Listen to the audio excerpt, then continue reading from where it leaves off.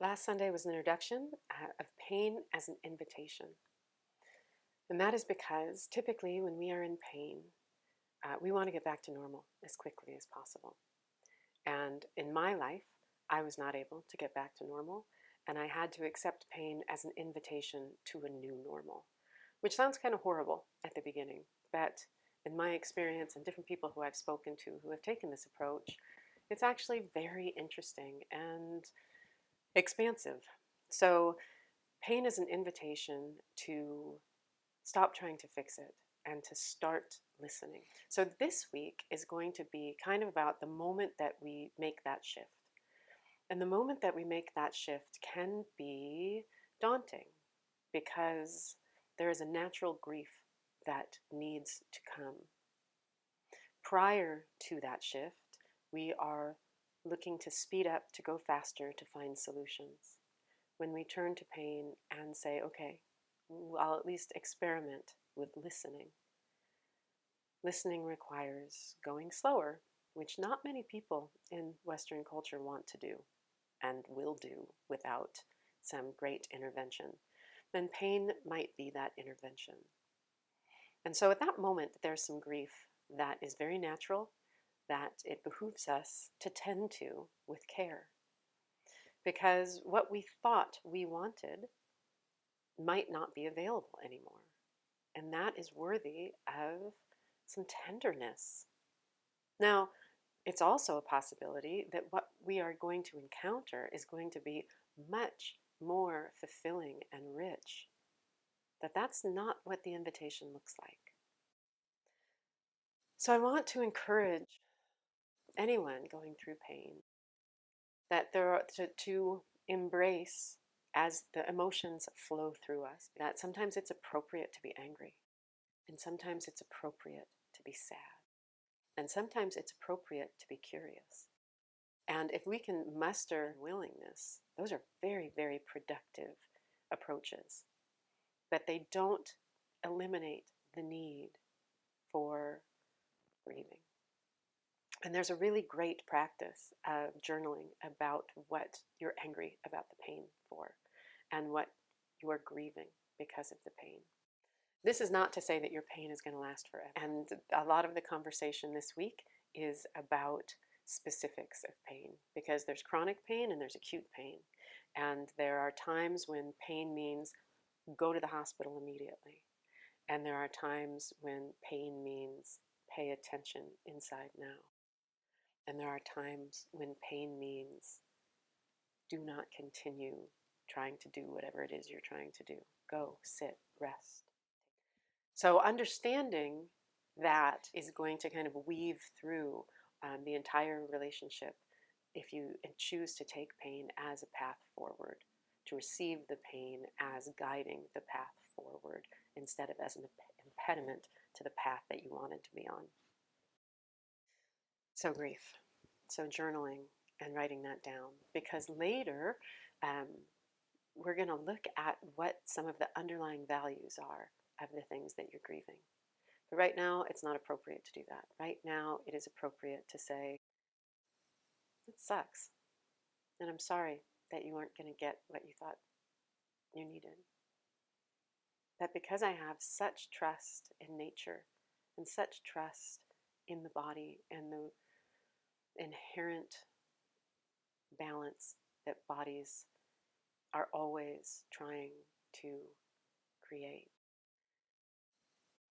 I just want to open up to the potential that it's worth a while. And so once we get past grief, as we move through grief, then we also have to learn a new language. Because if you're like me, Thomas Edison said that the body was just something to cart the brain around, and I believed him. Um, I'm not even sure if I heard that, but that was certainly the way I interpreted the body. It was, at best, something to cart the brain around. But the body is actually extremely expressive. It's extremely wise. It knows how to deal with 100,000 different situations. And it's constantly releasing chemicals and hormones that are determining everything from your health to your mood. So when we are resisting pain, we are absolutely expressing chemicals and hormones into our body that are evocative of fight or flight response. So they are stress chemicals, they are trying to fight and fix. That is not helpful to pain. That exacerbates it. So switching into a slowness that is willing to listen, that is willing to rest. Mindfulness-based meditation shows us that it doesn't take long for the chemicals in our body to shift. And if we do, I believe, John Kabat-Zinn center that he runs, I think they showed 12 minutes, has a deep impact on both health and attitude moving forward. So we want to try to get 12 minutes. Though, you know, if you're laying there in pain, you can very often get more than 12 minutes. So when we decide that we're going to listen and we start releasing hormones that are cultivating our listening, that are cultivating our openness and receptivity, we also need to learn the language of the body because it is not verbal. But we do have an emotional range. When we understand our emotional range, we can move towards things that light the body up and away from things that light the body down. And so here's an example I want to give you. So there is a book called The Aquarian Gospel of Jesus the Christ. And in it, it talks about at the beginning of his ministry, but when he came back from his travels, Jesus came and was taking the test of the Christ that no one had ever taken before, no one had ever passed before. And so he came to some temple in Egypt, and the masters met him and said, "Hey, welcome. Very excited you're taking this test. Come on in. Here's your room. It's gonna be over the next couple of weeks. We'll get started tomorrow morning." And very exciting. Nobody's ever passed this before. We can't wait to see how you do. So they leave, and Jesus is in this room, and in from a door that he didn't notice, or an entryway that he hadn't noticed, two men came in and said, "Hey, Jesus, these masters are going to kill you because they know that they haven't passed the test of the Christ and that you're going to, and they're all super jealous. So you've got to follow us." And Jesus looked at them and said, "Thank you for your concern, but I don't follow people based in fear." So you can move on ahead. I really do appreciate your concern for me, but that's part of my gig. I don't follow fear. So thanks, but no thanks. And they leave. And 20 minutes later, knock on the door, and it's one of the masters with the scroll of sincerity. That was a really big passage for me to read. I read it in my 20s, and it was the first time that I interpreted Christ as part of his divinity being developed by his choices. And there were 7 tests, each of them very revelatory like that. But that first one really stuck with me. Now, fast forward to when I got sick and Lyme disease and rheumatoid arthritis and co-infections and all of these things. Remember, we have doctor number 1 saying healing happens in relationship. And the more pharmaceuticals I give you, though he was an MD, the more veils we're putting between you and this disease. And I want you to be able to face it. Doctor number 2 was like, "You don't know how serious this is. And not only that, but you're going to infect your whole family, and you've got to be on a 2-year course of antibiotics, and that's going to be really debilitating." And I came home from that just weeping, just so afraid and so overwhelmed about the impact that this was going to have on my children.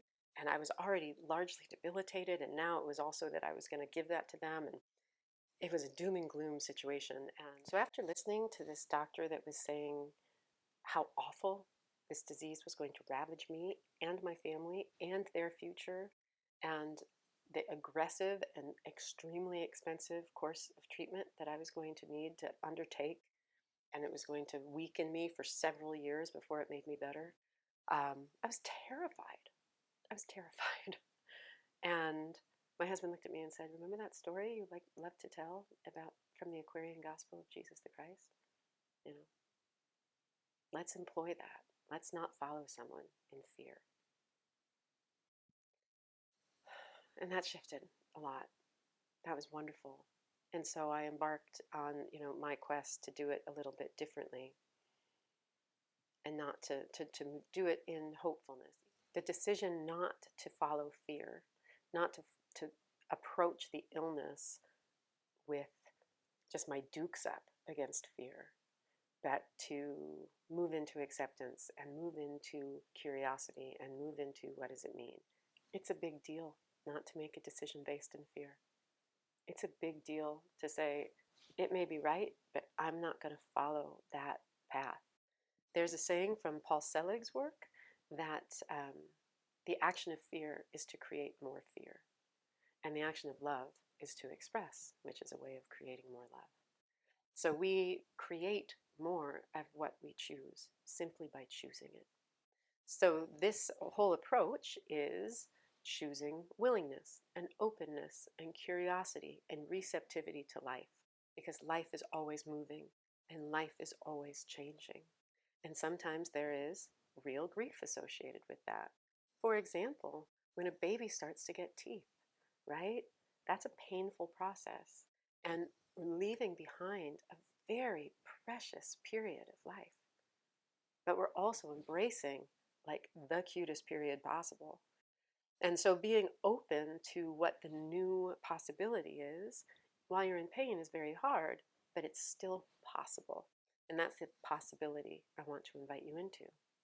When we decide that we are going to embrace this journey as a journey with potentially good things at the other side of it or through it, we need to slow down so that we can understand the messenger. The messenger does not speak English or any language. The messenger is expressing at an essential level that most of us have never taken the time to get to know.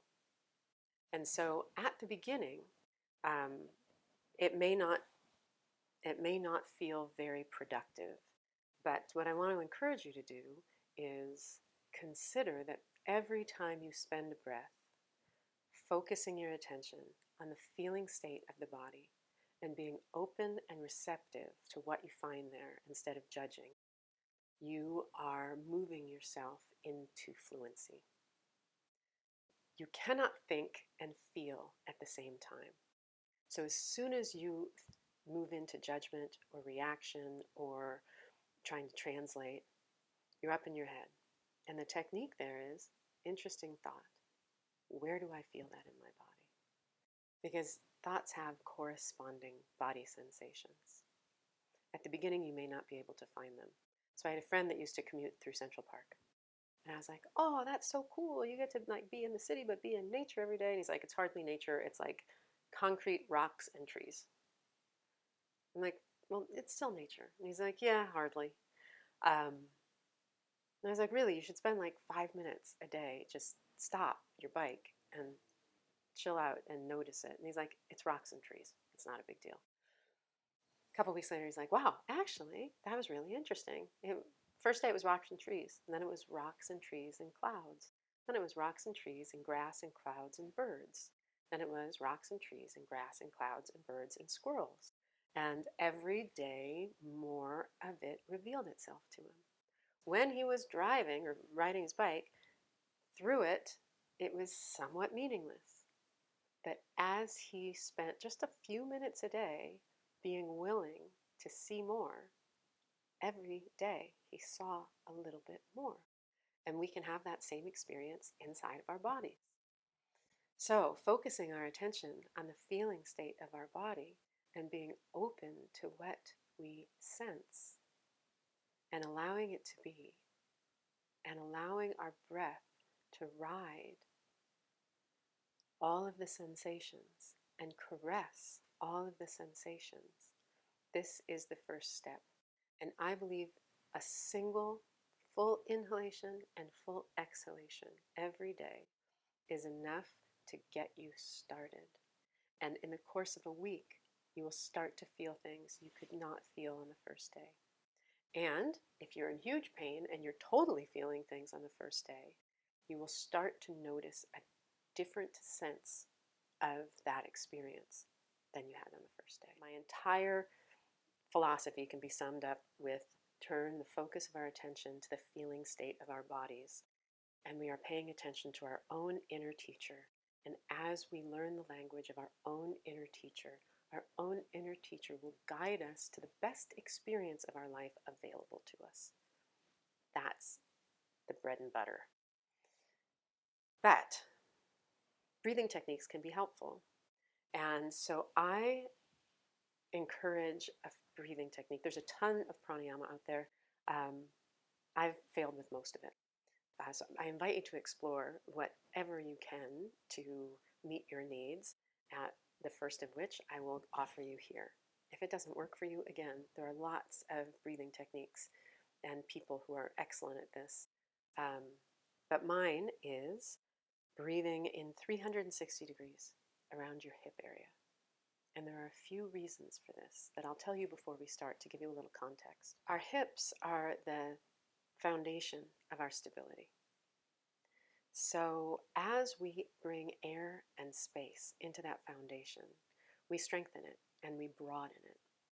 And we all need a safe space in which to relax. And for many of us, it's very difficult in our bodies. So if you can't go all the way to your hips, go as far down your body as you can and expand in 360 degrees so that we're open to the fullness of our experience, everything around us. That's an area of our bodies that's often constricted. We often slump, and that area, which is hugely important in our digestion and how much nutrient we get from our food, a lot of functions going on here, and we spend a lot of time cramping it down. As we bring space to that area, we bring efficacy to those functions. And that will help our digestion, and that will help all of our essential organs have the space and attention that they need to be able to thrive instead of trying to do their jobs in constrained circumstances. There's the gut-brain axis that is relatively new in our scientific conversation, and we know the heart. So I always lived in my mind. And then when I found like heart math and started operating from my heart, that was a really big improvement to drop out of my mind because my heart didn't think. My heart just felt and expressed. And that was a real relief. So I loved that because my mind could even chatter, but if I was focused in my heart, then there was some communion there that was very beautiful. But I still wasn't connecting with my body as a partner, as as a roommate, as where I lived, as fully functional in my life. And it wasn't until I focused my attention in my gut that I got a sense of all of the communication that my body was trying to give me, right? I tried every diet on the internet for real. And now I just listen to what is it that my body wants right now. And sometimes when I eat things, and it's like, oh, no more with that. And it's not me trying to figure it out through all of these outside sources and trying to apply them to myself. It's, oh, I have this very deep and real basic understanding of what nourishes me and what doesn't. And I wasn't able to access that until I started expanding and putting space in my gut area and my hip area. So let's do a little practice, focusing our attention on the feeling state of the body, being open to whatever we feel there. When we encounter pain and resistance, just noticing it, noticing its shape, being open and receptive like you would be with your child. What are you experiencing right now? And really listening and paying attention, even if it's hard.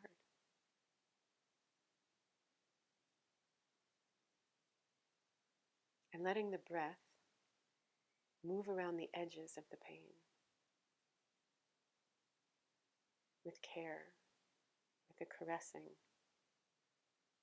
Sometimes as we try to relax, On our exhalation, we encounter a spike in pain. And when we encounter that spike, we may have to adjust our relaxation or our breathing to accommodate it. But we don't shift our attention. We keep our attention there. We keep our care there. So expanding on the inhalation, 360 degrees around the hips, and relaxing on the exhalation into that safe space.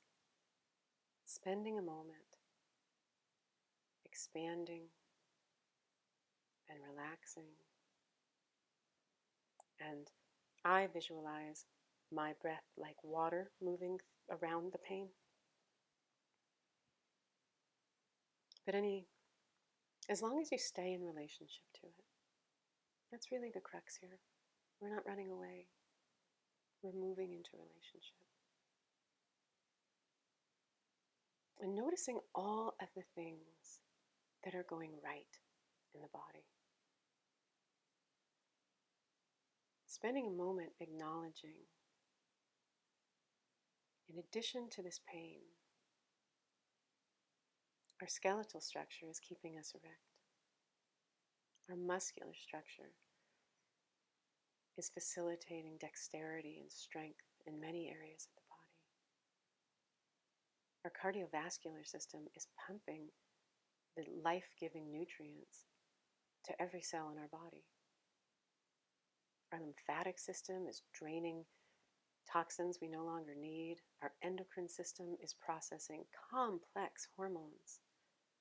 A lot is going right. Consistently, purposefully, with constant attention and intention. The multiple systems of our bodies are working to achieve balance with inclusion around and accommodation for whatever is also not in balance in our body. This is a big job, and our body does it relentlessly, with love, with dedication to life itself and our specific life.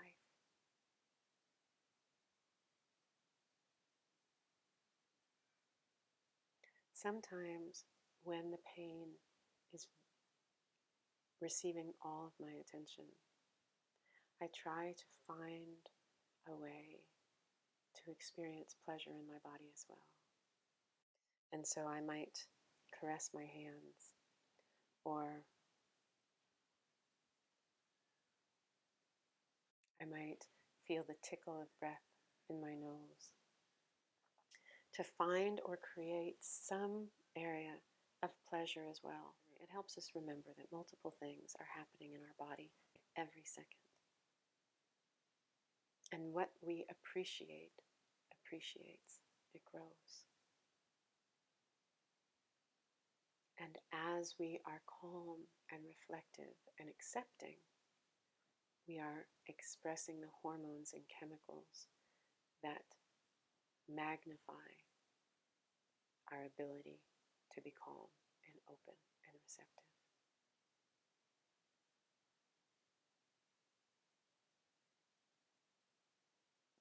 And our receptivity may not show us much at the beginning.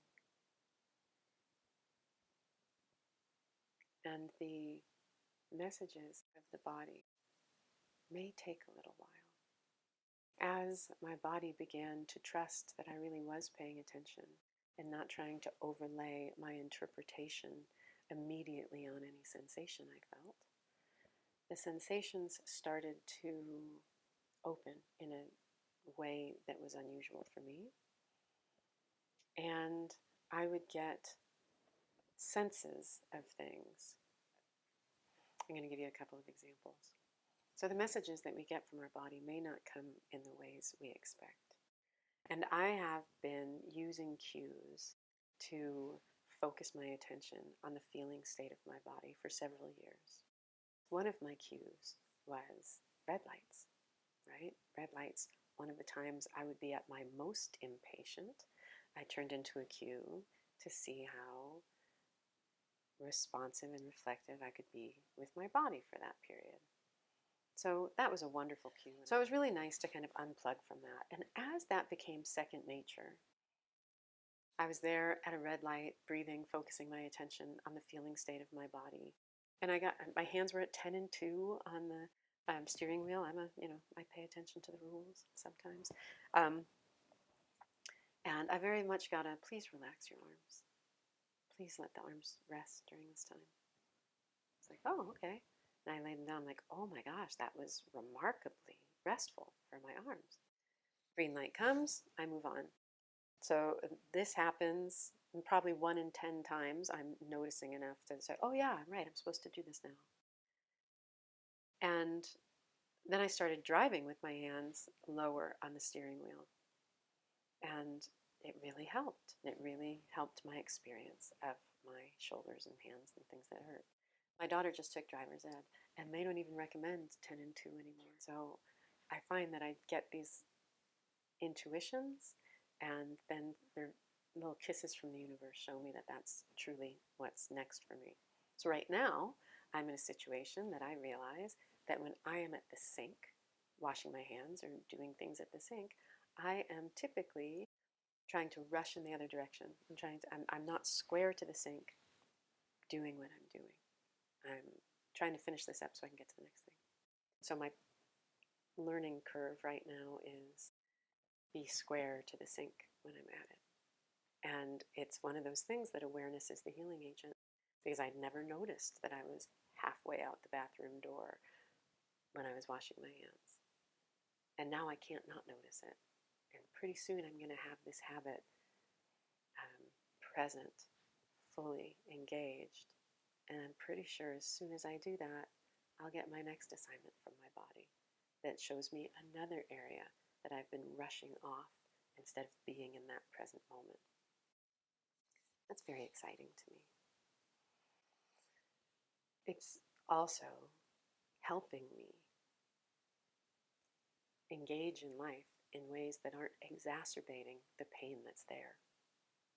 My pain has changed, but my pain is still there. I haven't solved this problem through this approach, but I continue to make it gentler and gentler and gentler. And as I'm making it gentler, I'm also able to connect with people and life with more presence and more square to the sink engagement.